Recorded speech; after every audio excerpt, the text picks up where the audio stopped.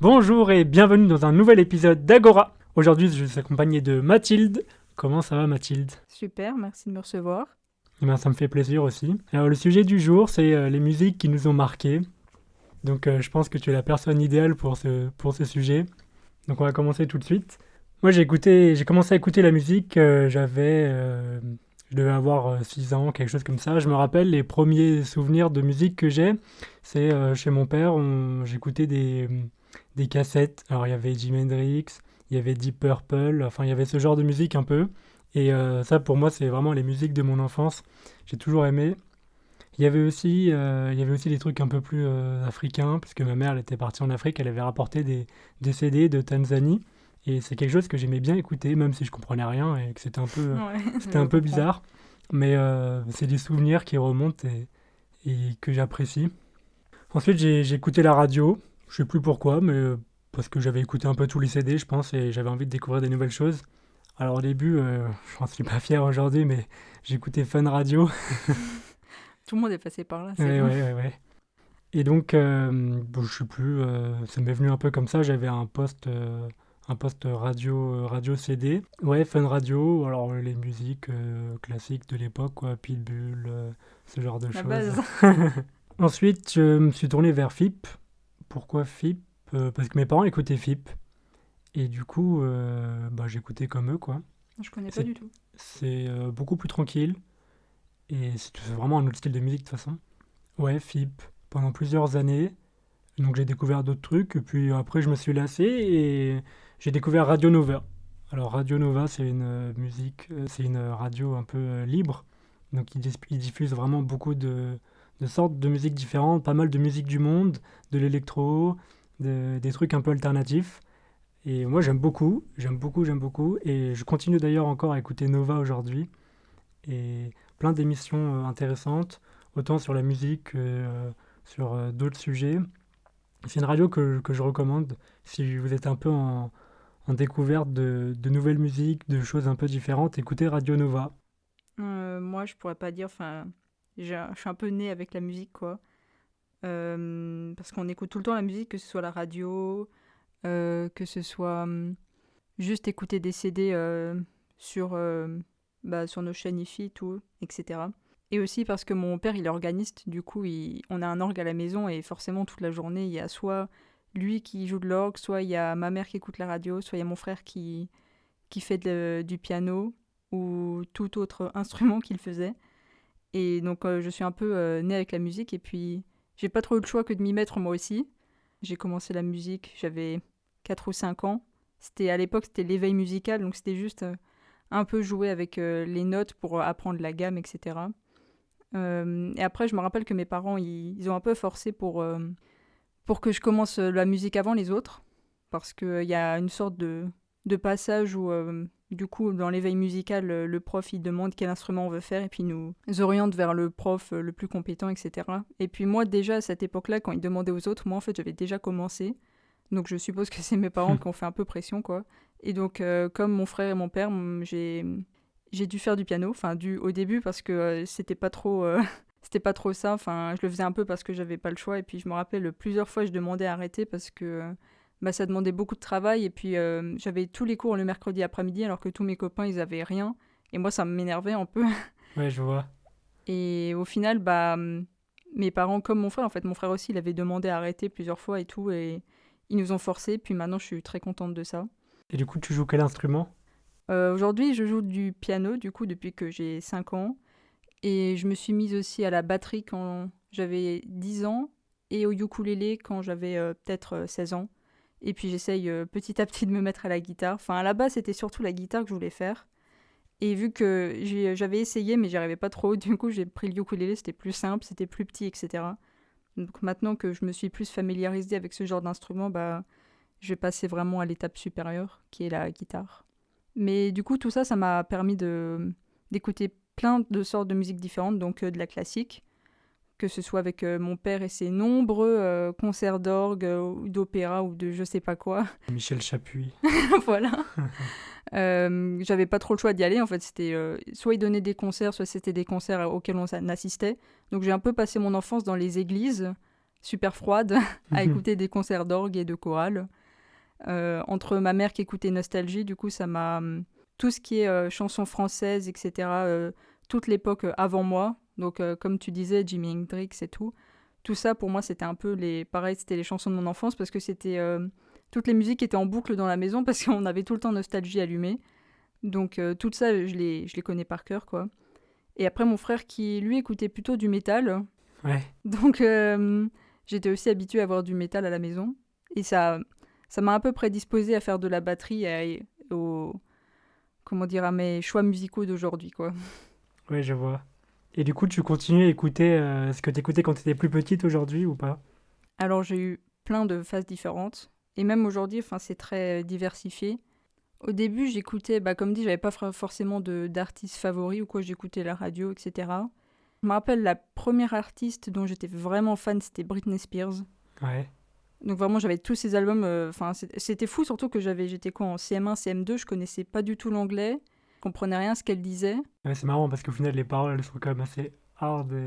Ouais, un petit quand peu aujourd'hui, quoi. on sait ce qu'elle dit, Ouais, ouais, on se ouais, dit, oh, c'est mais. marrant, on écoutait ça quand on était petit, on comprenait pas, Ouais, puis en plus, mais... je les chantais, tu sais, Ouais. enfin, ça n'avait aucun sens. Après, totalement à l'opposé, quand je suis arrivée en sixième, j'étais fan de Section d'Assaut. Ok. Pareil, genre vraiment, j'écoutais ça tout le temps, j'avais tous les CD et tout, je pouvais trapper tous leurs verses, il n'y avait aucun souci. Et après, totalement à l'opposé encore, je suis devenue fan des One Direction. Ouais. Un Alors, truc un peu, un passage pour pas mal d'adolescents. ouais. Alors, tout le monde se moquait de moi, franchement, j'y passais tout le temps. Alors, c'était pas forcément facile de dire que t'étais fan de ce genre de truc, comme c'était genre quelques années avant, c'était le cas de Justin Bieber, tu vois. Ouais. Si t'étais fan de lui, c'était sûr t'allais passer ton mauvais quart d'heure devant tous tes copains et tout. Bah moi c'était Justin Bieber, je sais pas, j'ai pas accroché, mais je sais pas, peut-être que c'est le fait que ce soit un groupe, j'ai plus adhéré. Bah n'empêche, aujourd'hui je suis très contente parce que ça m'a permis d'avoir plein de connaissances, par exemple Joséphine. Si je suis Mhm. super pote avec elle aujourd'hui, c'est grâce à eux en fait. On salue Joséphine, donc. Oui. Et pareil, ça m'a appris l'anglais. Ouais, ah, Parce c'est que, un bon point du coup. parce que du coup, à chaque fois, on me demande ouais, comment t'as fait pour être super forte en anglais. Tu vois, je dis pas parce que c'est pas que c'est un peu la honte, mais je me rappelle pour leur sortie de leur nouvel album Midnight Memories, ils avaient fait un truc qui s'appelait le One D-Day. Et en gros, c'était une émission qui durait genre 8 heures d'affilée, Oula. de eux qui faisaient plein d'activités, qui avaient des invités et tout. Et genre, c'était chaud. Moi, je l'ai suivi genre du bout au bout. Je me rappelle, c'était la nuit parce que forcément, il y a le décalage horaire et tout. Hmm. Et je m'efforçais vraiment de comprendre et de distinguer les mots et tout. Et en fait, c'est à force de faire ces genres de petits efforts qu'au final, on apprend la langue. Donc au final, ça m'a quand même appris des trucs. Ouais, je vois, c'est un peu comme ceux qui apprennent l'anglais ou d'autres langues sur YouTube en écoutant des vidéos de leurs Bah, youtubeurs préférés ou ce ouais. genre de choses. Bah, j'ai fait ça aussi. Moi, c'était PewDiePie à l'époque. Ouais. Genre, au début, je comprenais rien. Et à force, tu vois, tu captes un mot. Genre, je me rappelle, il y avait un mot qui s'appelait... Enfin, c'était apologies. Et je Hmm. comprenais pas ce que c'était. Et puis, il n'arrêtait pas de le répéter. Et du coup, moi, je l'avais capté. Et donc, je suis allée chercher, tu vois. Et c'est... Enfin, j'apprenais des petits mots comme ça, par-ci, par-là. Et puis, au final, je suis arrivée à un point où je comprenais tout, tu vois. Ouais, bah oui, du coup, à force d'entendre les mots dans des contextes et tout ça, Mm. ça fait travailler et ensuite on comprend mieux. Et du coup, ça a été quoi ton évolution dans la musique entre les premières choses que tu écoutais et aujourd'hui, les phases que tu as traversées? Alors, comme je disais au début, c'était One Direction pendant plusieurs années, genre tout mon collège un peu. Et entre mon frère qui écoutait du coup plein de métal, genre du Rammstein, du Korn et tout, ou moi qui faisais de la batterie, du coup, mon prof il me donnait des morceaux, pareil, il me donnait du AC/DC, des trucs comme ça. Donc, moi je kiffais trop parce que c'était des sortes de musique que je connaissais pas encore à fond, mais je sais pas, dès que j'ai écouté, j'étais fan. Et le premier groupe vraiment que j'ai adoré dans ce style-là, c'était Scorpion.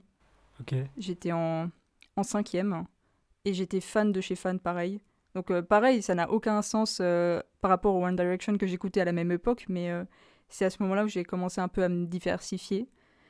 Et après, je suis arrivée progressivement, j'écoutais beaucoup de punk, genre Green Day, des trucs comme ça. Ouais, je Et vois. je sais pas, j'aimais trop.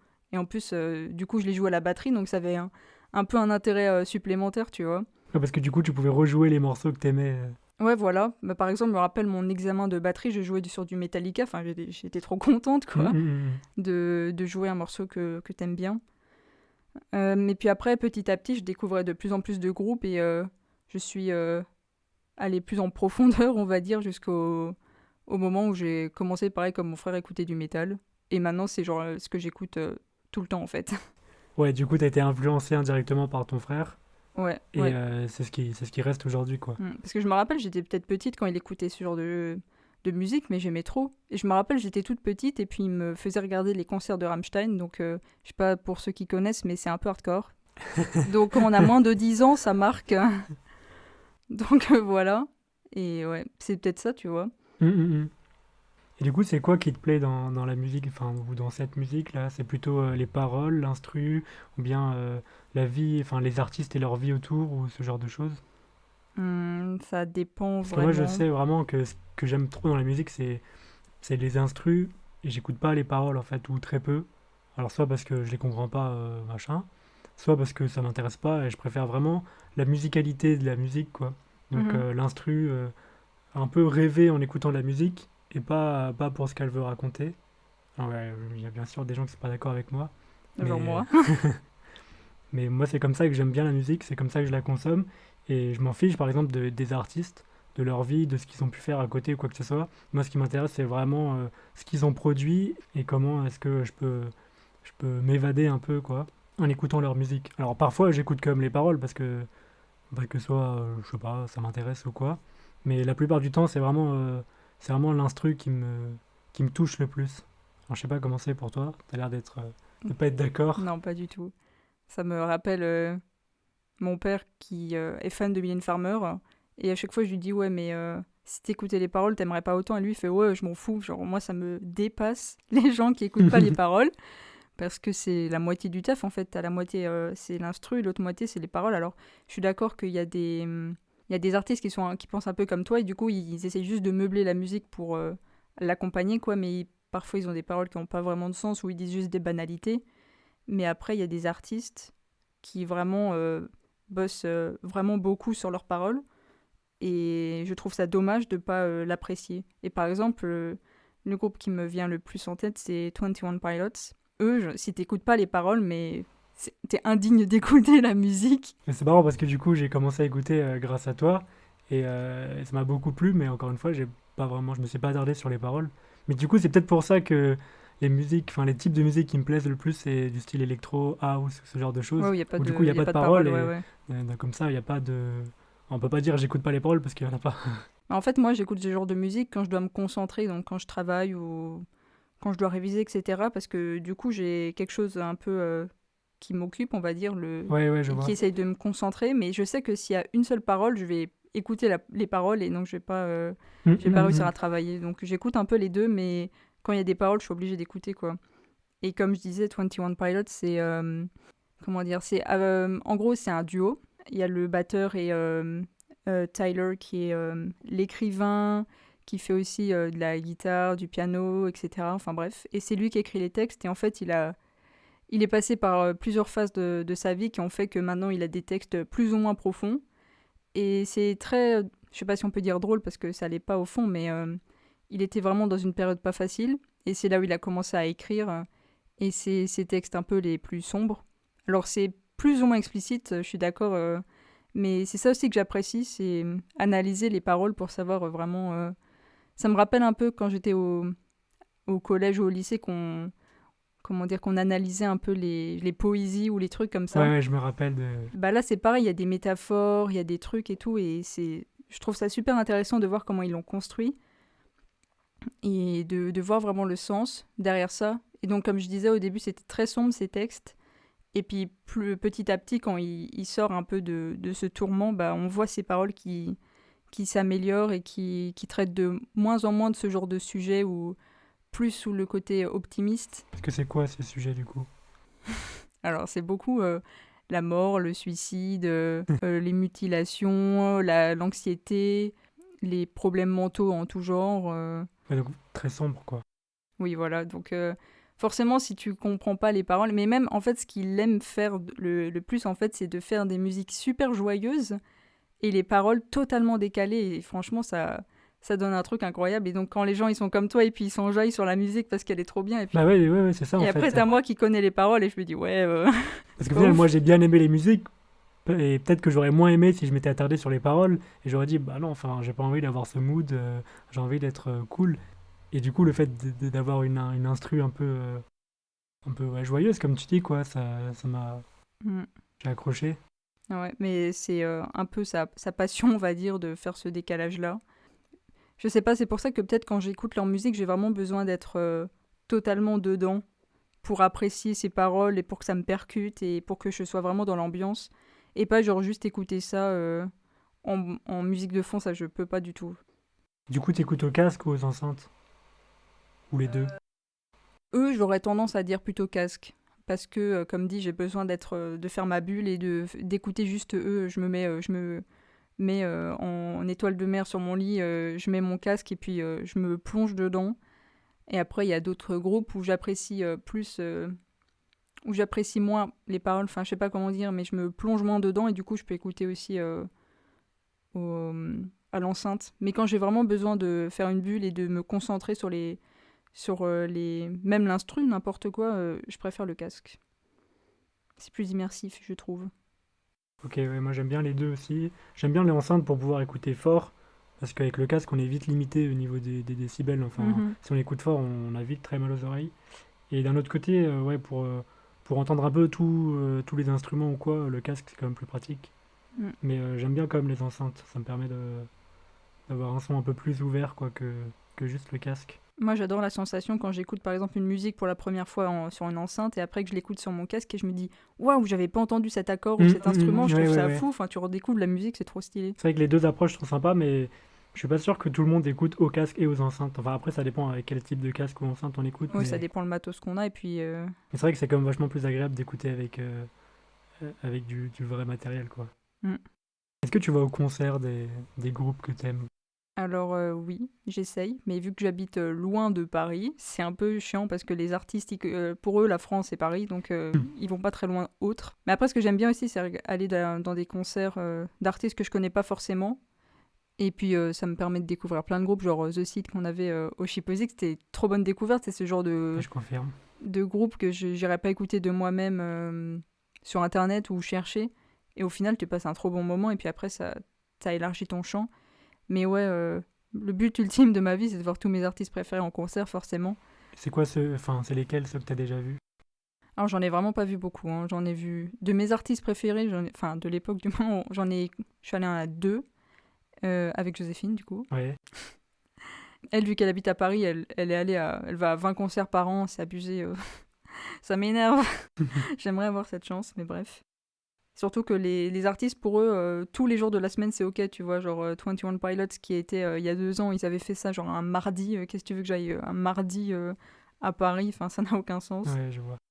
Donc, ouais, je suis allée à deux concerts. Le premier, c'était quand j'avais 16 ans. C'était le groupe qui s'appelle The Janoskians. C'est un groupe australien qui est étrange. Dans quel sens étrange? C'est-à-dire que c'est très gamine de 16 ans, quoi. En gros, c'est des mecs au début qui se sont fait connaître sur Internet parce qu'ils faisaient plein de conneries. Ils faisaient plein de vidéos où ils faisaient des pranks ou des trucs dégueulasses. Enfin, voilà. C'était un particulier. Hmm. Et puis, un peu pour rire, ou je sais pas, ils se sont mis un peu dans la musique aussi. Et puis, franchement, ils sont doués. Et puis, ils font des instrus, du coup. Enfin, ils jouent de la guitare ou autre. Du coup, c'était pas mal. Enfin, moi, à l'époque, j'aimais bien. Enfin, c'est un peu des... genre de la pop, quoi. Et comment Un ça se truc. fait que tu sois allé les voir en concert du coup? Bah, parce qu'à l'époque, je les aimais beaucoup. Et en plus, c'était un concert qui tombait le jour de mon anniversaire. Donc, Ouais, d'une pierre deux coups. ouais, voilà. Et c'est un groupe que tu continues à écouter aujourd'hui ou? Bah, il est un peu mort, le groupe. Je sais pas, il Ok. donne plus trop signe de vie. Donc, je sais pas. Mais après, parfois, j'aime bien replonger et puis réécouter. Ça me rappelle des trucs et tout. Et puis, j'apprécie toujours, même si c'est plus mon style de musique favori aujourd'hui.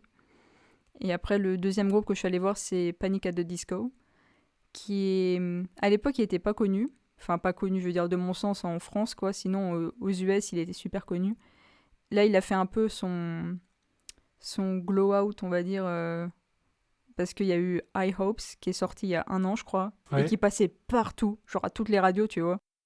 Et ça m'énervait un peu parce que ça affilie un peu le groupe à cette musique-là, qui est pas spécialement représentative au début, parce que c'est un groupe des années 2000, on va dire. Euh, ils étaient très un peu punk, enfin, je sais pas trop comment dire, c'était de la musique emo, on va dire, Ok. que j'aimais beaucoup et Ouais, que à cette j'aime. époque, du coup. Ouais, et après ça a évolué, puis maintenant en fait c'est un groupe qui est constitué de une personne, parce qu'au fil des temps, les autres personnes sont parties, etc. Donc c'est un mec qui s'appelle Brandon Urie, et il est incroyable, il joue genre limite tous les instruments de la planète, c'est fou, il est trop doué, il a une voix incroyable.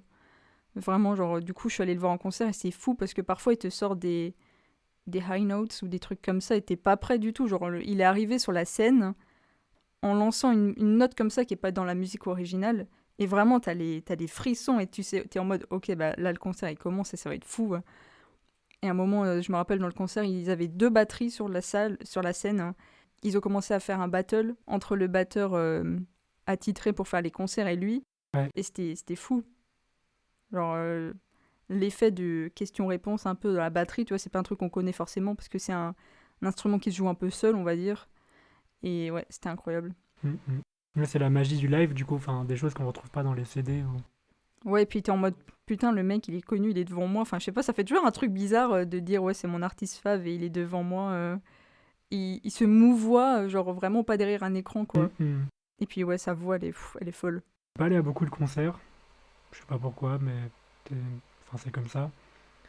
Si quand j'étais petit, on allait au parc Floral, il y avait tous les samedis ou tous les dimanches, il y avait de la musique jazz et j'aimais pas trop, enfin je voulais pas y aller, ça m'intéressait pas, bof. Alors qu'aujourd'hui, je me rends compte que les artistes qui étaient présents, c'est quand même des artistes assez connus et qui faisaient vraiment de la super musique, donc si aujourd'hui j'ai l'occasion de retourner, bah, je retournerai quoi. Mais voilà. Ensuite, je me rappelle, il y a un concert qui m'a marqué, c'était Fête de la musique, je crois que c'était en 2000, 2015, enfin, je sais plus, faudrait que je vérifie la date. Et c'était un groupe qui s'appelait, enfin qui s'appelle, qui existe toujours d'ailleurs, c'est Cheveux. Et je suis allé voir un peu par hasard parce que c'était, ils faisaient un concert dans une salle d'un musée à côté de chez moi, enfin c'était le plus proche. Je me suis dit, bon allez, je vais aller voir, je suis allé tout seul, il n'y avait même pas mes parents ou quoi. Et je m'étais mis tout devant, juste à côté des enceintes, et c'était incroyable, hein. Enfin vraiment, le fait d'avoir la musique comme ça en live qui arrive direct dans mes oreilles, ça, j'ai adoré. C'était top. Je ne saurais même pas dire ce que c'était comme type de musique, mais j'en garde un trop bon souvenir. Et il y avait plein de monde, les gens, la foule était en délire et tout. Enfin, un truc que j'avais jamais connu avant, quoi. Et c'était trop, trop, trop bien. Et par contre, bon, alors je m'étais mis devant les enceintes et quand je suis sorti après, ma tête, elle bourdonnait. Ah ouais, tu m'étonnes. Alors, parce que j'étais mis trop près, quoi. J'ai pas pensé à ça. Et pendant plusieurs heures après, j'avais les oreilles qui sonnaient, c'était pas ouf. Mais ouais, j'ai beaucoup aimé ce concert. Sinon, bah, comme tu l'as dit tout à l'heure, il y avait The Seed chez Posic il y a 2 ans. J'étais allé, bon, sans plus, encore une fois, je voulais pas trop y aller. Et et puis mon pote Arthur, il m'avait dit, ouais, tu vas voir, il y a un groupe, il a l'air un peu connu et tout, il y a de la cornemuse. Je me suis dit, quoi, de la cornemuse? Enfin, c'est un peu bizarre, quoi. Et puis finalement, vraiment, je regrette pas, c'était incroyable, c'était trop top. Le genre de musique, l'ambiance, ils étaient en délire, enfin, c'était. C'est surtout l'ambiance en fait qui met le côté positif. Genre, enfin, ce soir-là, il y avait plein de groupes, des groupes qu'on connaissait pas forcément et tout, mais c'est juste le fait que t'es en live, que t'es en concert, que t'as plein de gens, t'as l'ambiance et en fait t'apprécies trop le moment. Ouais, ouais, ouais, carrément. Et après, il y a aussi la musique. Enfin, je veux dire, les groupes qui sont passés avant, moi, j'ai pas trop aimé. Je trouvais ça un peu bof. Limite, j'avais envie de partir. Mais j'attendais, quoi, cette cornemuse. Mais c'était fou, Et j'ai pas franchement. été déçu. Vraiment, The Seed, un groupe que je recommande. Incroyable. C'est un groupe italien. Avec des sonorités un peu celtiques, du coup. C'est électro-celtique, c'est vraiment. Ouais, ça, ils mêlent du coup de la cornemuse. Et je crois qu'il y a de la clarinette. Ouais, je sais plus, il y a ce genre Enfin, il y a d'instrument, ouais. des trucs un peu décalés, quoi. Et ils mélangent ça avec des sonorités électriques. C'est ouf. C'est ouf. Est-ce que tu aimerais travailler dans la musique plus tard, du coup? Enfin, en faire ton métier ou... Alors j'ai réfléchi, parce que du coup, je fais du piano et tout, et puis on m'a demandé plusieurs fois, genre, ouais, ça fait 15 ans que tu fais du piano, mais pourquoi en fait tu veux en faire quelque chose ou quoi? Mais non, enfin, je sais pas, c'est peut-être une vision que j'ai que les autres ont pas, mais je pars du principe que mes passions, je les garde pour moi Ouais. et pas pour un travailler. Je me rappelle mon prof de philo au lycée qui disait, enfin, lui, il est guide de haute montagne. Et en fait, bah, il avait l'occasion de faire son métier, mais il a dit non, je sais que si je vais en faire mon métier, je vais plus apprécier. Du coup, il a fait totalement autre chose, mais qui lui plaît aussi. Mais ouais, tous les trucs que j'aime bien faire à côté, je les garde. Pour moi, je les fais quand j'en ai envie. J'apprécie vraiment sans la pression du fait que ce soit mon métier, de le faire tous les jours, de répéter, etc. Surtout que je supporte très mal la pression, donc au final, être pianiste, ça aurait été horrible pour moi, parce que déjà, juste quand j'ai des examens ou des auditions, je stresse alors que genre, il n'y a pas grand monde et il n'y a pas trop de... Je vois D'enjeux, un ouais. producteur dans la salle, enfin, c'est juste des parents d'élèves et tout, mais je sais pas, j'ai toujours envie d'être le meilleur de moi-même et du coup, forcément, être ça à chaque fois. Et en plus, si c'est ton métier, t'es obligé d'être au top tout le temps, parce que sinon, ta renommée, elle est pas ouf, quoi. Mais tu penses pas que c'est quelque chose qui s'améliore après au fur et à mesure? Enfin, tu t'apprends à gérer ce stress. à- Et du coup, vu que c'est ta passion, tu kiffes quand même ce que tu fais. Oui, totalement. Mais après, je pense que j'arriverai pas à répéter des heures toutes les semaines. Et en plus, j'ai des petites mains pas du tout faites pour des pianistes. Donc au final, la moitié des morceaux trop stylés, je peux pas les jouer parce que ma main est trop petite. Hmm. C'est vraiment pas pratique. Ouais, je vois. Il y a un peu un problème technique. Il y a tous les gens qui disent ouais, t'as des super belles mains de pianiste et tout. Genre mon frère, il a des mains incroyables. Il peut jouer n'importe quoi. Moi, à peine si j'arrive à faire une octave, Ouais, c'est fou ça quoi. limite, ça limite les choses.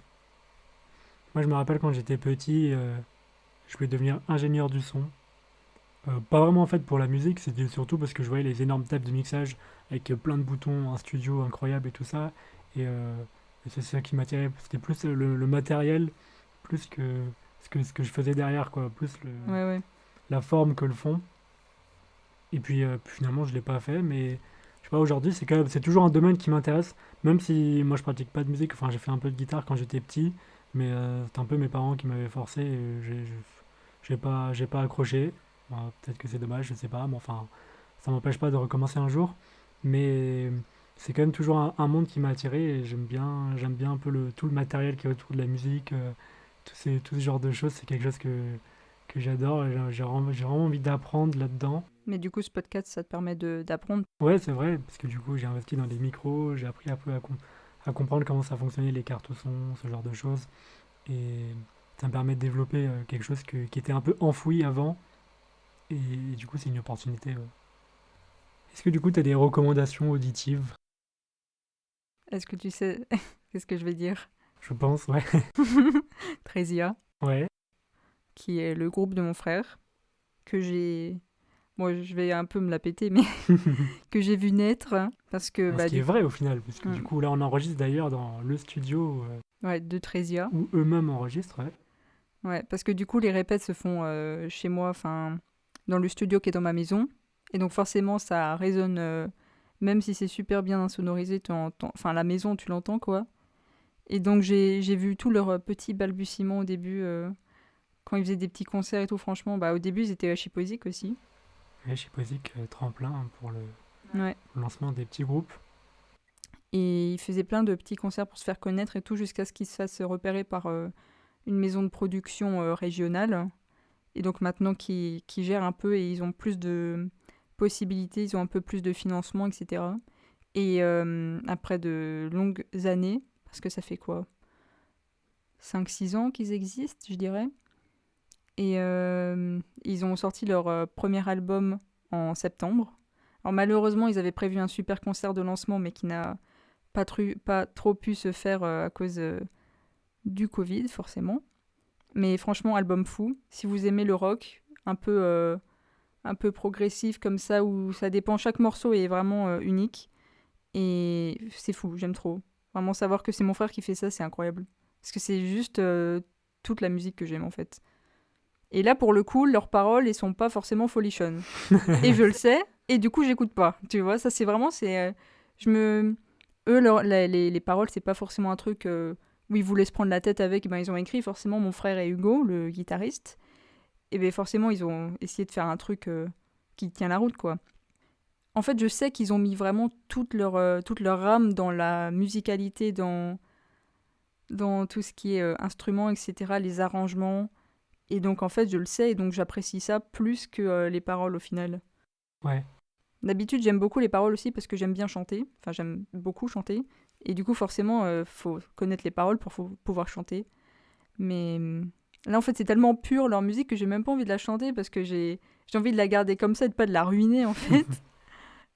Donc voilà, ma recommandation, c'est Tresia et leur album qui s'appelle Chiral. Ouais, je précise que j'ai écouté donc cet album que j'ai adoré aussi. On a quand même eu l'occasion d'aller les voir en concert. Bon, c'était un petit concert, mais c'était mieux que rien. On a pu les voir en live et c'était top. Franchement, c'est exactement le. Enfin, c'est un des styles de musique que j'aime beaucoup. Et en plus, les musiciens sont vraiment hyper talentueux et Isia a une super voix. Franchement, c'est un mix juste parfait. Est-ce que tu as d'autres groupes que tu aimes beaucoup, que tu écoutes souvent et que tu aimerais faire découvrir?